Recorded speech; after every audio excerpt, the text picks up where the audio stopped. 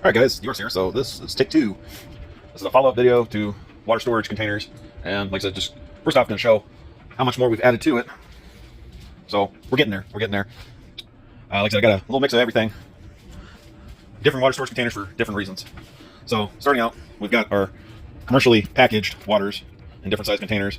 I've got like 9 cases of 6 packs of gallon, 1 gallon jugs, and I've got a whole bunch of these 1.5 liter bottles of water.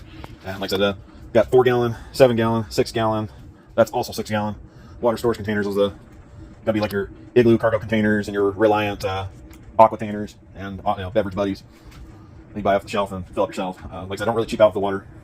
So all of my water, first off, the containers, I wash these. These containers get thoroughly washed before I fill them. So I will rinse them out with some hot water with antibacterial dish detergent soap, and then like I said, I've got my marine grade RV and like I said, it's a marine and RV water filter. Screw that to my water spigot outside, and like I said, this blue hose looks like a standard garden hose, but actually it is rated for drinking water. Like I said, this is what you would attach to an RV or a boat to fill up the water tanks. Like I said, it's designed to not leave a nasty taste in your water. But like I said, filter it, and I add 1 teaspoon of bleach, at least for the 6 gallon containers. I think for the 7 gallons, I think I add like 1 tablespoon. Again, for some of y'all, it might seem a little bit excessive for the amount of bleach that I'm using, but on one hand, my bleach is kind of old, so it's lost some of its potency, so I'm gonna amp up a little bit on the dosage. Secondly, the water's gonna be sitting for a long time, so I plan on rotating this water out at least once every 5 years, at least. So it'll all be sitting for a bit. And then, like I said, got my non-potable water storage and odds and end containers. I even got a little row back here. And like I said, I'm adding a whole other tier of 6 gallon containers. I want to extend that out. I got some scrap pieces of MDF that I cut this bottom shelf here. Cut it to the same width of these containers because eventually I'm gonna get more of these blue containers. I'm gonna stack them on top of each other and stack basically a whole another row of water on top of one another. And then like I said, I'm gonna have some more out this way. If I get some more MDF or even some sheets of plywood, I'll probably cut it, run across the table so I can cut it up too. Anyhow, like I said, odds and end containers. My roommate, he likes to drink V8s, Arizona tea, and he likes to drink Hawaiian Punch and stuff like that, and soda, like lots of soda. So I ask him whenever he's finished with the container, just save it for me. Like I said, I rinse out some hot water, some dish soap, and once I fill it up, I even save the old Tide Cat liter containers as well. So yeah, like I said, this is my non-potable water storage. Like I said, some of y'all might not like the fact that I got the commercial waters, and like I said, using odds and containers for the water, and some of y'all are gonna probably complain, oh, these aren't gonna be good for very long because after a couple years of the plastic starts to leach in the water. Well, I got news for y'all. All plastics leach. I know, ooh, shocker. Yeah, all plastics leach. Some plastics will leach more than others, but at the end of the day, all of them leach. I don't care if it's food grade. I don't care if it's PET number 4 or PET number 2, where the heck it is, number 3.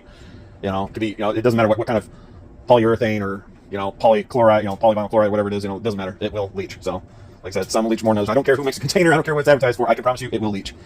Some of the ways, the easier ways to combat this is, 1, you can ignore the fact that you got a little bit of plastic taste in your water, just drink it as it is. Or 2, you can add some, what I like to call kind of like drink enhancers to your water, stuff that add a little bit of flavor, like Crystal Light, maybe some Gatorade mix, or some Mio, different stuff that has to taste. And like I said, even these waters down here, like I said, they're going to have a taste to them because, again, I put bleach in my water, and the only couple ways I'm going to be able to get that bleach out, the bleach taste out, is if I run through a charcoal filter, or like I said, put some kind of drink mix in it.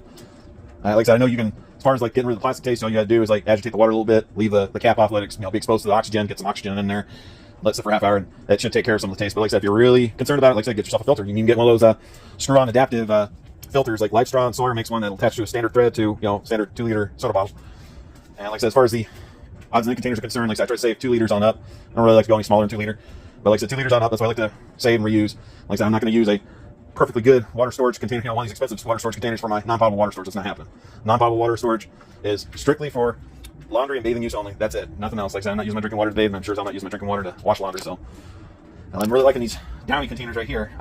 I've got 2 more that I'm going to empty out eventually, and those will get, once those are emptied of the Downy fabric softener, I'm going to thoroughly wash those out like I've washed this one out, and fill them up. And like I said, these will be my portable hygiene stations, my hand washing stations. So that's what those will be good for.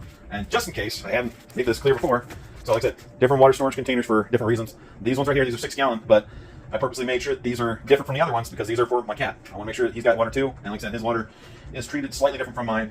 I didn't add bleach to his water, and like I said, cat's got a little bit more of a sensitive palate than I do, so it's already hard enough to get a cat to drink water, so I don't want to make it hard for him to, to drink his own water if it's got a hint of bleach to it. So like I said, his is unbleached, mine are bleached, so that's the main difference.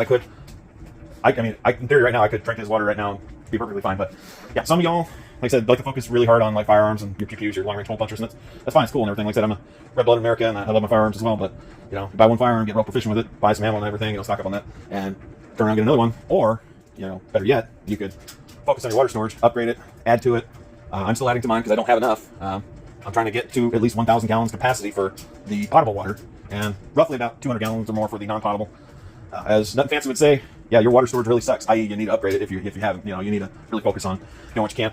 I know the options that I'm doing isn't necessarily the cheapest option. It's not necessarily the best option for you, but this option works for me. Like I said, I prefer these smaller containers. Yes, you could buy the IBC totes, you could buy the 55-gallon drums, and you could most certainly buy those pre-made plastic water storage tanks. I believe they call those buffaloes. They come in different capacities. You can get like 400, 500, 600, 700, 800, 1,000 gallon capacity on up, et cetera, et cetera. Yeah. I don't want to keep going over that.